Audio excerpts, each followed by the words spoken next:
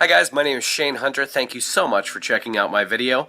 Today's video is based on on-page SEO. You'll have to excuse me, I'm actually coming off of sickness. This is my first day out of bed in 3 days. I can still barely stand. But I wanted to make this video. This one is dedicated to my friend, Mary the Nurse Noonan. I hope I pronounced that right. If not, I apologize. Anyways, this is going to be a quick overview on exactly what you need to pay attention to for on-page SEO. Ignore all of the fluff and hype that's out there. This is literally the only stuff you need. Alright? Enjoy. Alright, so here we are in the back office of one of my blogs. This is my personal blog, shanehunter.net. And what I've done here is went into the posts and clicked Add New. So the new post page comes up. This is where you add your title. This is where you add your blog content. And down below you'll see that I have a plugin installed which is called SEO Ultimate. If you're looking for my recommendation on an on-page SEO plugin, SEO Ultimate is absolutely the king. There are features too numerous to name, but this is the one that you want to go with. Alright, cool. With SEO Ultimate, what it allows you to do is write the title tag and your meta description right here on the page, which is sick. That way there's no messing around with any coding or anything along those lines. So let's say that you're searching for network marketing and you're looking at the organic listings, which of course is on the left side. It's not the stuff that's outlined in pink. It's not the stuff that's on the right. That's both pay-per-click advertising. But here's the organic stuff. So this right here is your meta title. And this is your meta description. Okay? Now the meta title I think needs to be under like 70 characters, and I think the meta description needs to be under like 150 or something along those lines. Those aren't exact numbers, but they're good guides for you to work with. Again, with copywriting rules, the easier and quicker that you can say things and with the least amount of words is usually the best way to do it. You don't want to be too lengthy or too descriptive or use too many adjectives or use too many words because it gets boring, kind of like my description right there. So anyways, for your title, you would want to say Shane Hunter's Guide to On-Page SEO. In the meta description, this is my on-page SEO guide. 10 plus years experience in SEO says this is all you need. To me, that would be something that I would be interested in clicking on, so we're all good there. Now then, for your post title, for most WordPress themes, when you type in your title, it's going to turn that title into a header tag, which is either an H1 or an H2, depending on the theme that you're using. Those are just classifications of headers. An H1 is more important than an H2, an H2 is more important than an H3, and so on, and it goes down to H6. It does not go past H6. But ideally, you want your main title to be an H1 or an H2 tag. You want it to contain your keyword that you're trying to rank for. So in this case, we would be wanting to rank for on-page SEO. So again, the meta title is pretty much exactly what you can use as your header tag, because essentially that's the title of the article, so why not go with it? So Shane Hunter's Guide to On-Page SEO. Sorry that I'm kind of rambling here, you guys. I'm still very, very sick, barely even able to stand up for more than a few minutes at a time, so this is a little bit rough for me. But bear with me, and we will get you the info that you need.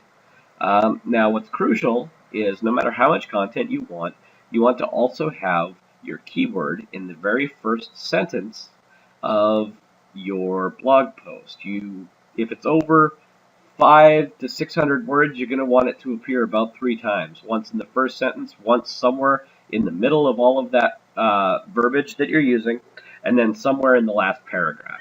And that's pretty much a very simple, very easy guide that you want to do. If you're going to go for less than 500 words, I would say only use your keyword about once, and then for every additional 500 words, add your keyword about 1 more time. You might be able to get away with 2 more times, but then you risk going into an over-optimization problem. So really, the rule of thumb is just to use that keyword where it would appear naturally. Don't try to force it. As long as you've got it in there 3 times and it's over 500 words, then you're good. Or if it's under 500 words, only use it once and you're good. So here we would say, thank you for checking out my on-page SEO guide. I truly hope this helps you out. Please watch the video below and comment when you're done. I'd love to hear from you. Now, what I'm doing there is asking for engagement. Essentially, on a blog, you want to ask for engagement from your users. There is what I would call a myth that social content, basically people adding blog comments and all of that sort of thing, adds to your SEO. I don't personally subscribe to that, but at the same time, it's not going to hurt. And the reason is every time you approve a blog comment on your blog, it's essentially adding more content to the page. So there you have it. I think it comes down to the content that you're adding above and beyond the fact that you're getting social engagement or some sort of hypey, fluffy, magical sauce. And that's really the gist of it. And now, once I'm done recording this video, I will come and embed this video right here in this blog post. And then we'll work on ranking it with a little bit of off-page SEO.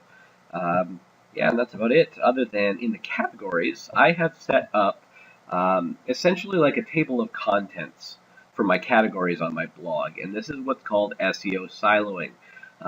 In the very simplest form, SEO siloing is taking general categories that you know that you're going to be talking about on your blog and making those the top categories. So it's like part 1, 2, and 3 of a giant book.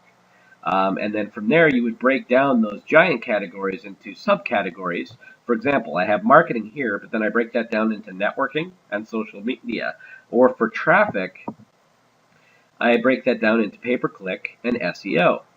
So, and then from the sub-topic, you would make it very specific topics, and that's what the PPC or SEO or the networking or social media is. So, from there, we'll click traffic and SEO because by being in SEO, that means it's in traffic.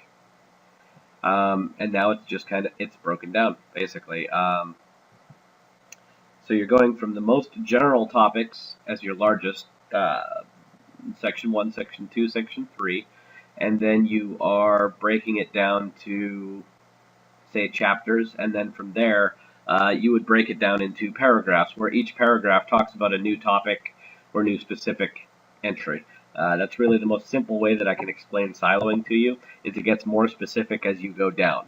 And it's just a way of categorizing and kind of adding a table of contents to your blog so it's easier for search engines to navigate your site and figure out what's related to what so that they can serve the best search results. Now, in your tags area, you're going to also want to add the keywords that you want to rank for. So, we'll say Shane Hunter and on-page SEO.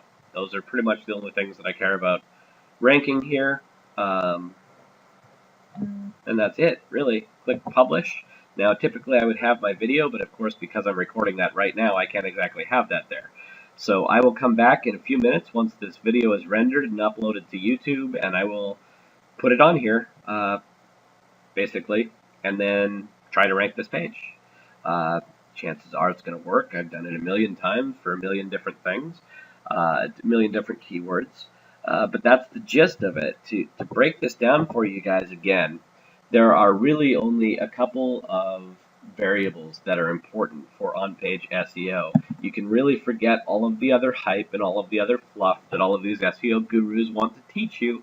I have proven through split testing, and we're talking testing thousands upon thousands upon thousands of pages and websites and rankings, and I rarely ever fail at ranking below the 4th page of Google. And we're talking for massive terms, like millions of searches a month.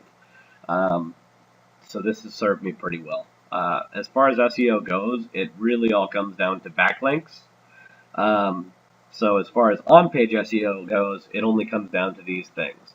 Number one, in your header tag, you need to have your keyword. Remember, your header tag is an H1 tag, an H2 tag, or whatever. It's also this right here. Most WordPress themes turn your title into your header tag. Next thing is you want to have it in your meta title. You also want to have it in your meta description. And again, that is having your keyword in each of those things. Now with SEO Ultimate, that's very easy. Here's your meta title. Here's your meta description. Now, as well, in your content, you want to have your keyword in the first sentence. And as a rule of thumb, for over 500 words, you want to have your keyword appear 3 times. Now, for every additional 500 words, add about 1 or 2 new keywords. Not new keywords, but the same keyword for every extra 500 words.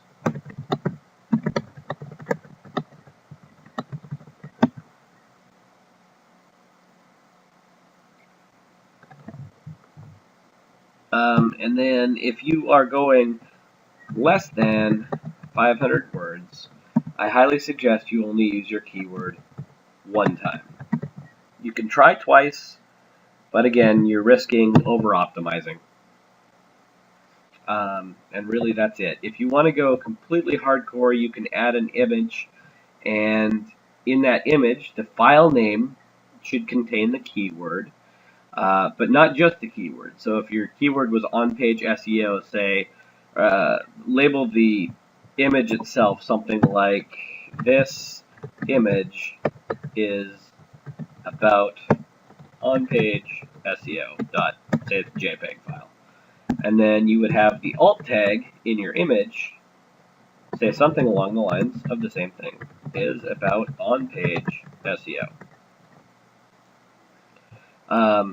And that's just another little added thing. You don't need to do that because not every blog post needs an image. If the image fits, add it, and just add these as part of your on-page SEO. But really, it comes down to meta title, meta description, header tag, content. Make sure your keyword is in each one of these things. And then for the content, just obey these simple rules. If it's over 500 words, then you want your keyword to appear 3 times. If it's over 1,000 words, you'll want it 4 times, etc. But if it's less than 500 words, then you're going to want your keyword only once or twice. And that is as simple as on-page SEO gets. I hope that you guys enjoyed this tutorial. Please feel free to comment below. Let me know what you think, and enjoy. Get out there and start making some money with some SEO.